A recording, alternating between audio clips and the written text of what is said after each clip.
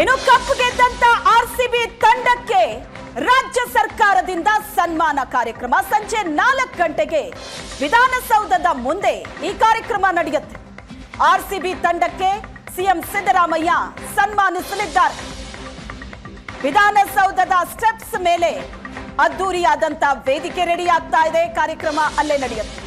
Chinnaswamy ಸ್ಟೇಡಿಯಂಗೆ RCB team ವಿಧಾನಸೌಧದ ಕಾರ್ಯಕ್ರಮವನ್ನ ಮುಗಿಸಿ ನಂತರ ಚಿನ್ನಸ್ವಾಮಿ ಸ್ಟೇಡಿಯಂಗೆ ಆರ್ಸಿಬಿ ತಂಡದ ಆಟಗಾರರು ಬರಲಿದ್ದಾರೆ. ಚಿನ್ನಸ್ವಾಮಿ ಸ್ಟೇಡಿಯಂನಲ್ಲೂ ಅದ್ದೂರಿಯಾದ ಕಾರ್ಯಕ್ರಮ ಇದೆ.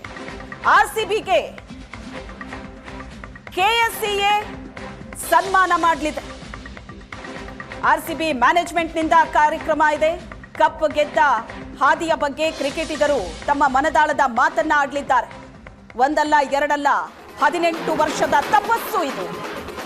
ಆರ್ಸಿಬಿ ತಂಡದ ಆಟಗಾರರು ಮತ್ತು ಅವರ ಅಭಿಮಾನಿಗಳು ಈ ಕ್ಷಣಕ್ಕಾಗಿ ಎದುರು ನೋಡ್ತಾ ಇದ್ರು. ಕೊನೆಗೂ ಕಪ್ ನಮ್ಮದಾಗಿದೆ. ಆ ಕಪ್ ಇವತ್ತು ಬೆಂಗಳೂರಿಗೆ ಬರ್ತಾ ಇದೆ. ರಾಯಲ್ ಚಾಲೆಂಜರ್ಸ್ ಬೆಂಗಳೂರು ತಂಡ ಬೆಂಗಳೂರಿಗೆ ಬಂದಿಳಿಯತ್ತೆ ಕೆಲವೇ ಹೊತ್ತಲ್ಲಿ ಕಪ್ ಜೊತೆ. ಈ ಬಗ್ಗೆ ಹೆಚ್ಚಿನ ಡೀಟೇಲ್ಸ್ ಅನ್ನ ಕೊಡ್ತಾರೆ ನಮ್ಮ ಪ್ರತಿನಿಧಿ ರವಿಶಿವರಾಮ್ ಸಂಪರ್ಕದಲ್ಲಿದ್ದಾರೆ. ರವಿಶಿವರಾಮ್, ಆರ್ಸಿಬಿ ಆಟಗಾರರು ಬೆಂಗಳೂರಿಗೆ ಎಂಟ್ರಿ ಕೊಟ್ಟ ನಂತರ ಮೊದಲ ಕಾರ್ಯಕ್ರಮ ವಿಧಾನಸೌಧದಲ್ಲಿ ನಡೆಯುವಂತಹ ಕಾರ್ಯಕ್ರಮ. ಸಿಎಂ ಸಿದ್ದರಾಮಯ್ಯನವರು ಸನ್ಮಾನಿಸಲಿದ್ದಾರೆ ಆರ್ಸಿಬಿ ಆಟಗಾರರನ್ನ. ಆ ಕಾರ್ಯಕ್ರಮಕ್ಕಾಗಿ ಯಾವ ರೀತಿ ಸಿದ್ಧತೆ ನಡೀತಾ ಇದೆ? ಯಾರೆಲ್ಲ ಭಾಗಿಯಾಗ್ತಾರೆ?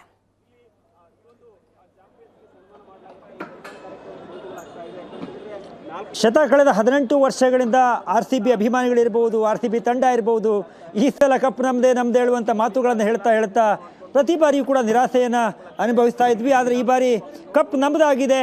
ನಿನ್ನೆ ನಡೆದಂಥ ಚಾಂಪಿಯನ್ ಆರ್ಸಿಬಿ ಚಾಂಪಿಯನ್ ಒಂದಾಗಿ ಹೊರಹೊಮ್ಮಿದೆ. ಈ ಸಂದರ್ಭದಲ್ಲಿ ಬೆಂಗಳೂರಿನಲ್ಲಿರುವಂಥ ಅಭಿಮಾನಿಗಳಿರ್ಬೋದು, ದೇಶದಾದ್ಯಂತ ಇರುವಂಥ ಅಭಿಮಾನಿಗಳಿರ್ಬೋದು ಆರ್ಸಿಬಿಯನ್ನು ಅಭಿನಂದಿಸಿದ್ದಾರೆ. ಆದರೆ ನಮ್ಮ ರಾಜ್ಯ ಸರ್ಕಾರ ಕೂಡ ಅದಕ್ಕೆ ತಕ್ಕಂತೆ ಆರ್ಸಿಬಿ ತಂಡವನ್ನು ಅಭಿನಂದಿಸೋದಕ್ಕೆ, ಅವರನ್ನು ಸನ್ಮಾನಿಸೋದಕ್ಕೆ ಒಂದು ತಯಾರಿಯನ್ನು, ಅದೊಂದು ವೇದಿಕೆಯನ್ನು ಮಾಡಿಕೊಳ್ತಾ ಇದೆ.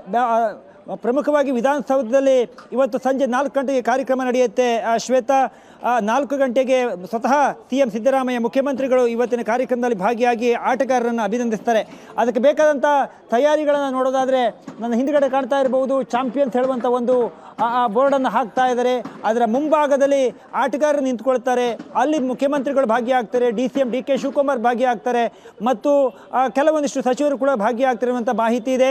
ಬೆಳಿಗ್ಗೆ ಸುಮಾರು ಒಂದು 10:30-11 ಗಂಟೆಯಿಂದ ಈ ಒಂದು ವೇದಿಕೆಯನ್ನು ಸಿದ್ಧಪಡಿಸುವಂಥ ಕಾರ್ಯ ಶುರುವಾಗಿದೆ. ಈಗಾಗಲೇ DPRನ ಮುಖ್ಯಸ್ಥೆಯಾಗಿರುವಂಥ ಸತ್ಯವತಿಯವರು ಇರಬಹುದು, ಸ್ವತಃ ಗೃಹ ಸಚಿವರಾಗಿರುವಂಥ G. ಪರಮೇಶ್ವರ್ ಅವರು ಇರಬಹುದು, ಬೆಂಗಳೂರಿನ ಪೊಲೀಸ್ ಕಮಿಷನರ್ ಇರಬಹುದು, ಇವರೆಲ್ಲರೂ ಕೂಡ ಬಂದು ಈ ತಯಾರಿ ಹೇಗೆ ಆಗ್ತಾ ಇದೆ ಅನ್ನೋದನ್ನು ನೋಡಿಕೊಂಡು ಹೋಗ್ತಾ ಇದ್ದಾರೆ. ಸೌಂಡಿಂಗ್ ಸಿಸ್ಟಮ್ ವ್ಯವಸ್ಥೆಯನ್ನು ನೋಡಬಹುದು. ಆರಂಭದಲ್ಲಿ ಶ್ವೇತಾ ಏನು ಇಲ್ಲಿಂದನೇ ಒಂದು ತೆರೆದ ವಾಹನದಲ್ಲಿ ಚಿನ್ನಸ್ವಾಮಿ ಸ್ಟೇಡಿಯಂ ತನಕ ಮೆರವಣಿಗೆ ಹೋಗ್ತಾರೆ ಹೇಳುವಂಥದ್ದು ಹೇಳಲಾಗ್ತಾ ಇತ್ತು. ಆದರೆ ಸ್ವತಃ ಗೃಹ ಸಚಿವರಿಗೆ ಅದರ ಬಗ್ಗೆ ಸ್ಪಷ್ಟನೆಯನ್ನು ಕೊಟ್ಟಿದ್ದಾರೆ. ಇಲ್ಲಿ ಒಂದು ಕಾರ್ಯಕ್ರಮ ಇರುತ್ತೆ, ಸನ್ಮಾನವನ್ನು ಮಾಡಲಾಗತ್ತೆ, ಅವ್ರನ್ನ ಅಭಿನಂದಿಸಲಾಗತ್ತೆ. ಅವರು ತೆರೆದ ವಾಹನದ ಯಾವುದೇ ಒಂದು ಮೆರವಣಿಗೆಯಲ್ಲಿ ಇವತ್ತು ಭಾಗಿಯಾಗೋದಿಲ್ಲ.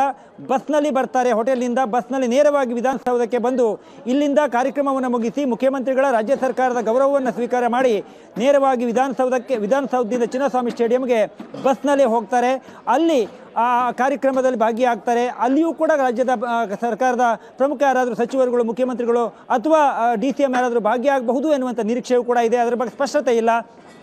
ಎದುರುಗಡೆ ನೀವು ನೋಡ್ಬೋದು, ಹೈಕೋರ್ಟ್ನ ಎದುರುಗಡೆ ಇರುವಂಥ ವಿಧಾನಸೌಧ ಗ್ರ್ಯಾಂಡ್ ಸ್ಟೆಪ್ ಮೇಲೆ ಏನು ಕಾರ್ಯಕ್ರಮವನ್ನು ಮಾಡ್ತಾರೆ. ಈಗಾಗಲೇ ಹೈಕೋರ್ಟ್ನ ಎದುರುಗಡೆ ಅಭಿಮಾನಿಗಳು RCB ಜರ್ಸಿಯನ್ನು ಹಾಕ್ಕೊಂಡು ಬಂದು ಯುವಕರೆಲ್ಲ ಬಂದು ಅದನ್ನು ನೋಡಬೇಕು, ಅದರ ಖುಷಿಯಲ್ಲಿ ನಾವು ಕೂಡ ಪಾಲ್ಗೊಳ್ಳಬೇಕು ಅನ್ನುವಂಥ ಹಿನ್ನೆಲೆಯಲ್ಲಿ ಅಭಿಮಾನಿಗಳು ಕೂಡ ಬಂದು ನಿಂತ್ಕೊಂಡಿದ್ದಾರೆ ಗೇಟ್ನ ಹೊರಭಾಗದಲ್ಲಿ. ಆದರೆ ವಿಧಾನಸೌಧದಲ್ಲಿ ನಡೆಯುವಂಥ ಯಾವುದೇ ಇವತ್ತಿನ ಕಾರ್ಯಕ್ರಮಗಳಿಗೆ ಶ್ವೇತಾ ಸಾರ್ವಜನಿಕರಿಗಾಗಲಿ, ಕ್ರಿಕೆಟ್ ಅಭಿಮಾನಿಗಳಿಗಾಗಲಿ, RCB ಫ್ಯಾನ್ಸ್ಗಾಗಲಿ ಅವಕಾಶ ಇಲ್ಲ. ಇಲ್ಲಿ ಕೇವಲ ಸರ್ಕಾರದ ವತಿಯಿಂದ ಕಾರ್ಯಕ್ರಮಗಳಾಗ್ತವೆ, ಸಂಬಂಧಪಟ್ಟವರು ಭಾಗಿಯಾಗ್ತಾರೆ ಮತ್ತು ಮಾಧ್ಯಮದವರಿಗೆ ಒಂದು ವ್ಯವಸ್ಥೆಯನ್ನು ಕೂಡ ಮಾಡಲಾಗಿದೆ. ಅದು ಸುಮಾರು ಒಂದು ಅರ್ಧ ಗಂಟೆ 1 ಗಂಟೆ ಒಳಗಾಗಿ ಕಾರ್ಯಕ್ರಮ ಮುಕ್ತಾಯ ಆಗುತ್ತೆ. ಆದರೆ ಸಾರ್ವಜನಿಕರು ಏನಾದರೂ ವಿಧಾನಸೌಧ ಒಳಗಡೆ ಬಂದು ಕಾರ್ಯಕ್ರಮವನ್ನು ನೋಡ್ಬೋದಾ, ಅವರಿಗೆ ಪಾಸ್ನ ವ್ಯವಸ್ಥೆ ಅಂತ ನೀವು ಕೇಳಿದರೆ ಖಂಡಿತವಾಗಿಯೂ ಇವತ್ತು ಯಾವುದೇ ಪಾಸಿನ ವ್ಯವಸ್ಥೆಗಳು ಇಲ್ಲ. ಚಿನ್ನಸ್ವಾಮಿ ಸ್ಟೇಡಿಯಂನಲ್ಲೂ ಕೂಡ ಅಷ್ಟೇ ಈಗಾಗಲೇ ಸ್ಪಷ್ಟವಾಗಿ ಹೇಳಲಾಗಿದೆ. ಯಾರು ಪಾಸನ್ನು ಪಡೆದಿರ್ತಾರೆ, ಯಾರು ಅಲ್ಲಿ ಹೋಗೋದಕ್ಕೆ ಟಿಕೆಟನ್ನು ಪಡೆದಿರ್ತಾರೆ ಅಂಥವರಿಗೆ ಮಾತ್ರ ಅವಕಾಶವನ್ನು ಮಾಡಿಕೊಡಲಾಗಿದೆ. ಸಾಮಾನ್ಯವಾಗಿ ಶ್ವೇತ ನೀವು ನೋಡಿದ್ದೀವಿ ವಿಧಾನಸೌಧದಲ್ಲಿ ಕೇವಲ ರಾಜಕೀಯ ಕಾರ್ಯಕ್ರಮಗಳಿರ್ಬೋದು ಅಥವಾ ಇನ್ಯಾವುದಾದ್ರೂ ಸಾರ್ವಜನಿಕ ಕಾರ್ಯಕ್ರಮಗಳು ಆಗ್ತಾ ಇರ್ತವೆ. ಆದರೆ ಒಂದು ಕ್ರಿಕೆಟ್ಗೆ ಸಂಬಂಧಪಟ್ಟಂತೆ ಒಂದು ಸ್ಪೋರ್ಟ್ಸ್ಗೆ ಸಂಬಂಧಪಟ್ಟಂತೆ ನಮ್ಮ ಬೆಂಗಳೂರಿನ ತಂಡ ಚಾಂಪಿಯನ್ ಆಗಿ ಹೊರಹೊಮ್ಮಿದ್ದಕ್ಕೆ ರಾಜ್ಯದಲ್ಲಿರುವಂಥ ಪ್ರತಿಯೊಬ್ಬರೂ ಕೂಡ ಬಹುತೇಕರು ಅಂತ ಹೇಳ್ಬೋದು. ಯಾಕೆಂದರೆ RCB ಸೇರಿದಂತೆ ಬೇರೆ ಬೇರೆ ಟೀಮ್ಗೆ ಅಭಿಮಾನಿಗಳಿರ್ತಾರೆ. ಆದರೆ ಬಹುತೇಕರು RCB ಗೆದ್ದಿರೋದನ್ನು ಬಹಳ ಖುಷಿ ಪಟ್ಟಿದ್ದಾರೆ. ವಿರಾಟ್ ಕೊಹ್ಲಿ 18 ವರ್ಷಗಳಿಂದ ವನವಾಸವನ್ನು ಅನುಭವಿಸ್ತಾ ಇದ್ರು. ಆದರೆ ಅವ್ರಿಗೀಗ ಅವರ ಜರ್ಸಿ ನಂಬರ್ 18 ಆಗಿತ್ತು. ಆ ವರ್ಷದ ಈ ಬಾರಿ ಕಪ್ಪನ್ನು ಗೆದ್ದಿದ್ದಕ್ಕೆ ಸ್ವತಃ ನಿನ್ನೆ ನೀವು ಗಮನಿಸಿರಬಹುದು HD ಕುಮಾರಸ್ವಾಮಿ ಅವರು ರಾತ್ರಿ ಕುಳಿತು ಮ್ಯಾಚ್ ನೋಡಿದ್ದಾರೆ. DK ಶಿವಕುಮಾರ್ ಇರಬಹುದು, ಸ್ವತಃ ಸಿದ್ದರಾಮಯ್ಯರು ಐಪ್ಯಾಡಲ್ಲಿ ಇಟ್ಕೊಂಡು ಮೊಬೈಲಲ್ಲಿ ಅವರು ಮ್ಯಾಚ್ಗಳನ್ನು ನೋಡಿದ್ದಾರೆ. ಹಾಗೆ ರಾಜಕಾರಣಿಗಳೆಲ್ಲರೂ ಕೂಡ ಆ ಒಂದು ಸಮಯವನ್ನು ಖುಷಿ ಪಟ್ಟಿದ್ದಾರೆ. ಹೀಗಾಗಿ ರಾಜ್ಯ ಸರ್ಕಾರ ಕೂಡ ತನ್ನ ಒಂದು ಸಂತೋಷವನ್ನು ತನ್ನ ಅವರಿಗೆ ಒಂದು ಅಭಿನಂದನೆಯನ್ನು ಸಲ್ಲಿಸಬೇಕು ಅನ್ನುವ ಕಾರಣಕ್ಕೋಸ್ಕರ ವಿಧಾನಸೌಧದಲ್ಲಿ ಗ್ರ್ಯಾಂಡ್ ಸ್ಟಾಪ್ ಮೇಲೆ ಅವರನ್ನು ಕರೆಯಿಸಿ ಅವರಿಗೆ ಸನ್ಮಾನವನ್ನು ಮಾಡಿ ನಂತರದಲ್ಲಿ ಚಿನ್ನಸ್ವಾಮಿ ಸ್ಟೇಡಿಯಂಗೆ ಅವರನ್ನು ಕಳಿಸಿಕೊಳ್ಳಲಾಗತ್ತೆ. ಶ್ವೇತಾ. ಎಸ್ ರವಿ ಶಿವರಾಮ್, ಇನ್ನು ಈ ಕಾರ್ಯಕ್ರಮದ ನಂತರ ಏನು ಚಿನ್ನಸ್ವಾಮಿ ತನಕ ಹೋಗೋ ಈ ಗ್ರ್ಯಾಂಡ್ ಪರೇಡ್ ಇತ್ತು, ಇದ್ರ ಬಗ್ಗೆ ಪೊಲೀಸರು ಬೇಡ ಅಂತ ಹೇಳಿದಾರಂತೆ. ಯಾಕಂದ್ರೆ ಟ್ರಾಫಿಕ್ ಕಿರಿಕಿರಿ ಆಗತ್ತೆ ಅಂಡ್ ಸೆಕ್ಯೂರಿಟಿ ಇಶ್ಯೂಸ್ ಆಗತ್ತೆ ಅಂತ. ಇದು ಡಿಸೈಡೆಡ್? ಹಾಗಾದ್ರೆ ಈಗ ಪರೇಡ್ ನಡೆಯೋದಿಲ್ವಾ ಅಥವಾ ಅದ್ರ ಬಗ್ಗೆ ಇನ್ನೂ ಯೋಚನೆ ಆಗ್ತಾ ಇದೆಯಾ? ಇನ್ನೂ ಡಿಸಿಷನ್ ತಗೊಂಡಿಲ್ವಾ?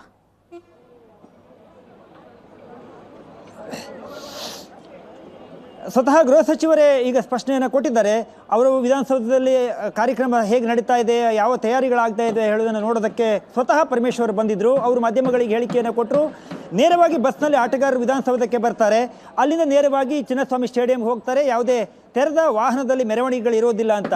ಸಹಜವಾಗಿ ಶ್ವೇತಾ, ಇಂಥದ್ದೊಂದು ಸಂದರ್ಭದಲ್ಲಿ ಇಂಥದ್ದೊಂದು ಖುಷಿಯ ಸಮಯದಲ್ಲಿ ಲಕ್ಷಾಂತರ ಜನ ಬಂದು ಭಾಗಿಯಾಗ್ತಾರೆ. ಎದುರುಗಡೆ ಹೈಕೋರ್ಟ್ ಇದೆ.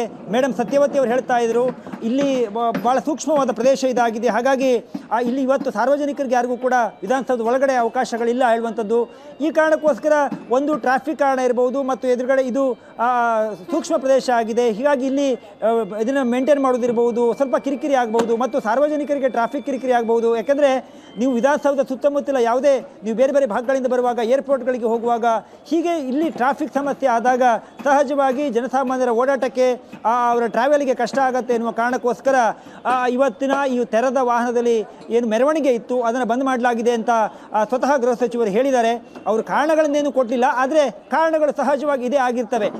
ಶ್ವೇತಾ, ತಮಗೆ ಗಮನಿಸಿರಬಹುದು, ಈಗಾಗಲೇ ಕೆಲವು ಖಾಸಗಿ ಶಾಲೆಗಳಲ್ಲಿ ಈ ರೀತಿ ಒಂದು ಮೆರವಣಿಗೆ ಇದೆ, RCB ತಂಡವನ್ನು ಸ್ವಾಗತ ಮಾಡಲಾಗ್ತಾ ಇದೆ ಅನ್ನುವಂಥ ಮಾಹಿತಿಯನ್ನು ಗ್ರಹಿಸಿ ಮಕ್ಕಳಿಗೆ ಯಾವುದೇ ಸಮಸ್ಯೆಗಳಾಗಬಾರ್ದು ಎನ್ನುವಂಥ ಕಾರಣಕ್ಕೋಸ್ಕರ ಕೆಲವು ಖಾಸಗಿ ಶಾಲೆಗಳು ಮಧ್ಯಾಹ್ನ 3:20ಕ್ಕೆ ಶಾಲೆಯನ್ನು ಬಿಡ್ತಾ ಇದ್ರು. ಆದರೆ ಇವತ್ತು 1.5 ಗಂಟೆಗಳ ಮುಂಚೆಯೇ ಮೆಸೇಜ್ಗಳನ್ನು ಹಾಕಲಾಗಿದೆ. ಯಾಕೆಂದರೆ ಮಕ್ಕಳಿಗೆ ಸಮಸ್ಯೆ ಆಗಬಾರ್ದು, ಪ್ರಮುಖವಾದ ಜಾಗದಲ್ಲಿ ಇವತ್ತು ತೆರೆದ ವಾಹನದಲ್ಲಿ ಈ ರೀತಿ ಮೆರವಣಿಗೆ ಆದರೆ ಸಹಜವಾಗಿ ಅಭಿಮಾನಿಗಳು ಬರ್ತಾರೆ, ಆಗ ಟ್ರಾಫಿಕ್ಗಳಾಗ್ತವೆ, ಮಕ್ಕಳಿಗೆ ಸಮಸ್ಯೆ ಆಗುತ್ತೆ ಎನ್ನುವ ಕಾರಣಕ್ಕೋಸ್ಕರ ನಮಗಿರುವ ಮಾಹಿತಿಯ ಪ್ರಕಾರ ಕೆಲವು ಖಾಸಗಿ ಶಾಲೆಗಳು ಕೂಡ ಈಗಾಗಲೇ 1.5 ಗಂಟೆ ಮುಂಚಿತವಾಗಿ ಶಾಲೆಯನ್ನು ಮಕ್ಕಳನ್ನು ಮನೆಗೆ ಕಳಿಸುವಂಥ ಪ್ಲ್ಯಾನನ್ನು ಮಾಡಿಕೊಂಡಿದೆ. ಈಗಾಗಲೇ ಪಾಲಕರುಗಳಿಗೆ ಆ ಮಾಹಿತಿಯನ್ನು ಕೂಡ ತಲುಪಿಸಿದ್ದಾರೆ.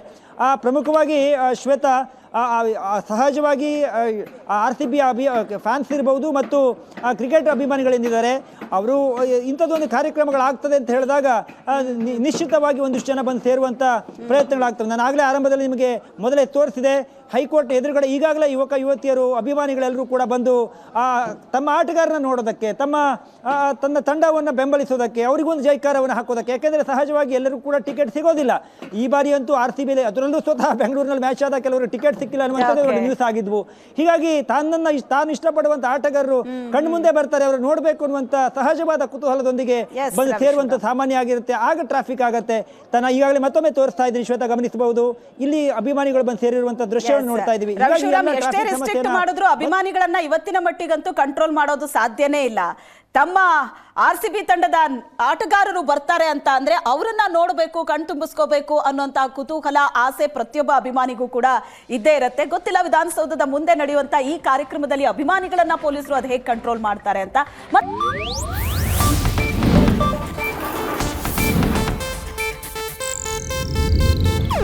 ಇದು ಏಷ್ಯಾನೆಟ್ ನ್ಯೂಸ್ ನೆಟ್ವರ್ಕ್ ಪ್ರಸ್ತುತಿ.